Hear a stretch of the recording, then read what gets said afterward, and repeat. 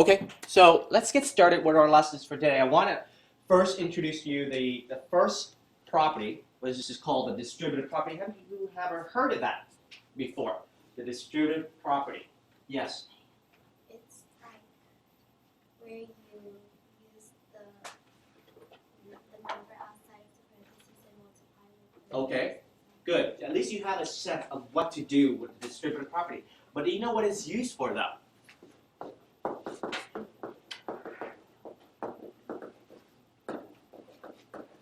Do you know what the distributive property is used for, ever? Besides knowing that, oh yeah, I'm taking the number outside and I'm going to go times the number inside inside the parentheses. Do you know what it's really used for? Yes. To multiply large numbers. Very good. You get some idea. Good. So here's the first use for it. To do mental math. Mental math, meaning no paper, no pen. You do it in your head. So if I give you something like this, can you do it in your head? No. Yeah. But with the distributive property, you can. How do we do this? It's actually quite easy. Notice that 89 is a pretty big number, right? Mm-hmm. But notice that we can actually write this in our expanded form. Meaning if you break it apart, the 8 is in what place? The 10th place, so it's 80, right? And the 9 is in the 1st place, so it's just 9. So if I have to rewrite this, it will look something like this. Is that true? Yes. Okay, now look. If we use our distributive property, just like your basic definition of it, we'll take the number outside right here, and we distribute, meaning we are multiplying to each number inside the parentheses, right? Just inside the parentheses. But notice that it's actually a lot easier than to multiply 5 times 80, huh? What is 5 times 80? 400. Because 8 times 5 is 40. That's a 0. That's 400. So 400, and then 5 times 9? 45.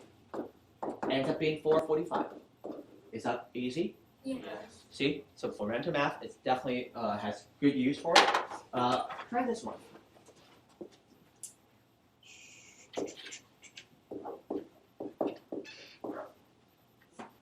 $24 times 2 1/3. You're looking at it and you're like, can I do it mentally? The answer is no, right now. But with distributive property, you can. Once again, you can break up your fraction. This is a mixed fraction, right? So there's the number, there's this whole number part, and there's a fractional part. If you break it apart, it'll look something like this. Is that the same thing? Is it 2 1/3 the same thing as 2 plus 1/3? Yes. Right? And if you distribute the 24 into each part inside, can you easily multiply 24 times 2? Yes. What is that going to get you? 48. 48. And what is 24 times a third? A third of 24 is? 8. That's easy too, right?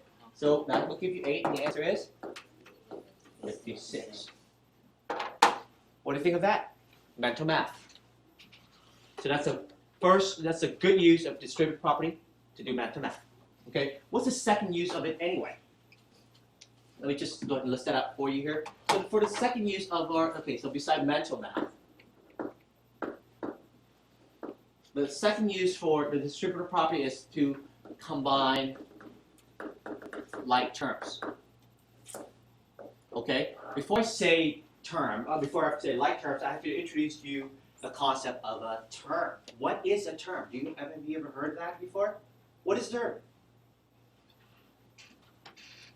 Yes? Like a variable, expression with the variable? Very good. You're actually getting there. So for example, is that a term? Yes. Okay. So what about this one? No. A number by itself. Is that a term? No. You said no, but it actually is. A term can simply be just a number by itself. It can be a combination of both variables and number, or it can simply be just a variable. That is a term. A term can be a number. It can be just a variable. It can also be a combination of variables and numbers. So for example, if I have something like this, that is still a term. One single term. Guess what it's being linked up by? All multiplication, if you notice. This is the linking part to make it a term. You see it? So for example, Is that a term? Yes. Yeah, it is. Number, variable. If it's linked up by numbers and variable, it's still a term. See it? Okay, so let me ask you this question. How many terms do we have here?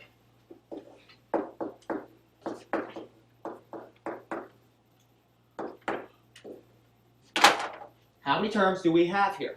Look carefully. Yes? Huh? 3 terms you said. Did you count carefully? Yes. 1. 1 terms. You telling me that they're all linked up by multiplications? 0. 0 terms?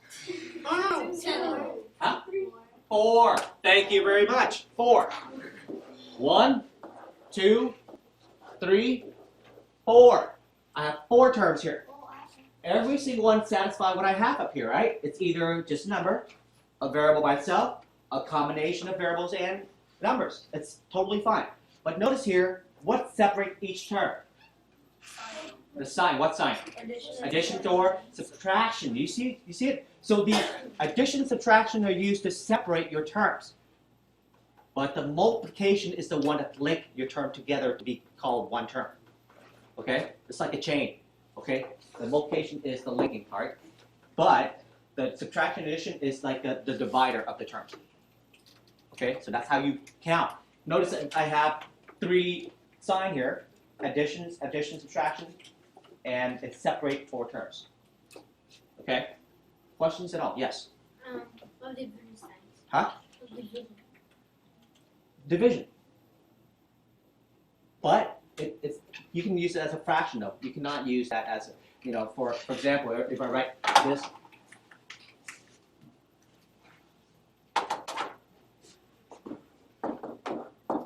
Is that still a term? Yes. It is. If you rewrite it, it looks like this though. Notice it's still linked up by multiplication. Is that the same thing? Yes. So technically it's still a term. So yeah, it looks like it's a division, but it's still multiplication, linked up. See it? So that's still a term. Okay. Questions so far? You know what a term looks like already, right? So the next thing we want to talk about is this number right here. So this is a term, this is a term, and this is also a term. We have 3 terms, is that correct?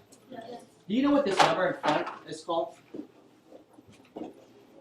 What's that number called? Do you know? Anyone? You saw it last year, hopefully you still remember. Yes. Digit? Well, we know it's called a digit. Yes, but yes. It's not a base. What do we call that? The number in front of the variable. It starts with a C. What is it? Out loud, please. Out loud. Coefficient? Coefficient. Very good. Coefficient. Coefficient. Numbers in front of your variable. Not including the variable, just the number in front. If I have to ask you to identify the coefficient of your term, it's that number in front of the variable. Okay, let me ask you this question then. What is the coefficient for this term? Yes, what is it? 0. Okay, Aaron said 0. Aaron, good job. Let me ask you this question. How many A do you see here? 1. 0A or 1A? Yeah, 1. So how could you say 0? The coefficient? How many A do you see here? 1. 1A, right? So technically, even if it's not there, the coefficient is always what? 1. 1. Be very careful. Yes. What if the number's 33? Would it be 3 or 30? Oh, you mean like the numbers like this? Yeah. The number in front of the variable. 33. Okay? Whatever in front of the variable, the number in front of the variable, that is your coefficient. Because you have to read 33, right? Not 3 or 3, right? It's 33. Okay, does that make sense? Yes. Okay. So let me just introduce you to the next thing. We call that the... Okay, so let me introduce you the concept of like terms. Okay, what do I mean by like terms? Well, think of it this way. This is the X box and this is the Y box. I clearly marked that for you. So I'm just going to go ahead and drag it out if I can. There you go.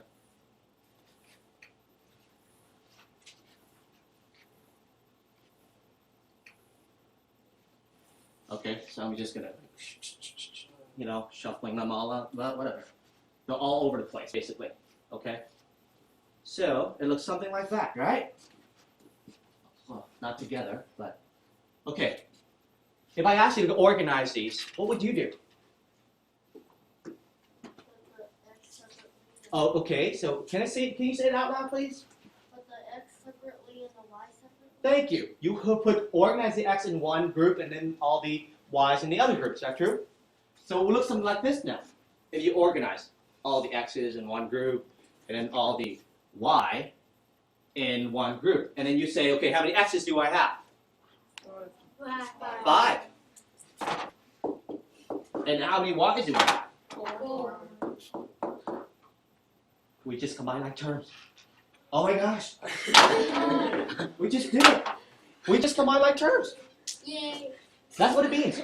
Combine like terms means you put the same kind of thing together. It has to look identical. If it doesn't look the same to you, they're not like terms. Okay, do you get that idea so far about like terms? No. Okay. I look. What? They don't look the same to you. No, I mean if it's circle, like circle X, something. Do they look identical to you if it's a circle? No. Of course not. I said identical, right? Right? Yes. Okay. All right. So now that you have that concept down, let me show you. Pretend that I have this.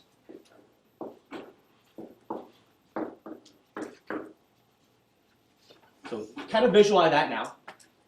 How many X's do you have here? 2. 2. How many X's do you have here? 5. 5. Are they like terms? Yes. How do you know they're like terms? Well, first of all, you realize that they're, if you just ignore the coefficient, right, and look at your variable, do they look identical to you? Yes. Yes. So because your answer is yes, they're identical, that means they're like terms. Then I can combine them together. So what's the whole deal behind using the distributive property to combine like terms? Well, as it turned out, once you establish your like terms, you take that outside, in other words, you're undistributing it, so it will live outside, and what do you have left inside here? The 2 and the 5, and so now you can add 2 and 5 together, right? What's that going to get you? 7x, which is 7x. But mentally, if you look at this, you should have said 7x already, right? But I'm just showing you that, hey, we can use the distributive property to achieve this as well.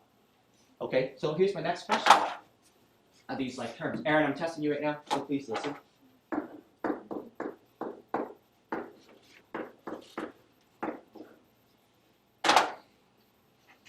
Do we have like terms? Yes. Yes. Yes. No, because one of them. If I take out the coefficient right now and just compare my variables, do they look exactly the same? No. See that? Why did you say yes to begin with? Because the X is the second X time. But I said it has to look exactly the same. Everything. Is this a term? Yeah. Is this a term? You have to think of it as one thing. It is one thing. Does this look exactly the same as the other one? No. No. This has one extra y, right? Because of that, they're not like terms. If they're not like terms, can I combine them? No. No, it's just the same thing as my x here and my y here. If they're not the same, we can't combine them. Okay, so how do I make sure that I can combine? Well, if I have, for example, now that I add back in the y, now are they like terms? Yes. They are. So then your question is, what's my answer? 5x squared. Who thinks the answer should be this? No. You see that? Who thinks the answer is that? Because some will think it that way. But as it turned out, of course, as soon as you establish like terms, it will stay throughout the problem. When you combine it like terms, it will stay like that for the rest of the problem. I have to say this again. When you're combining like terms, it will stay the same throughout. We'll talk about variables here, right? So if you have x to begin with, and you're combining all the x's together, it will stay as x, in a group of x. In a group of, in this case, it's in a group of xy squared. You see it? This is a classification of your term. You don't change it, okay?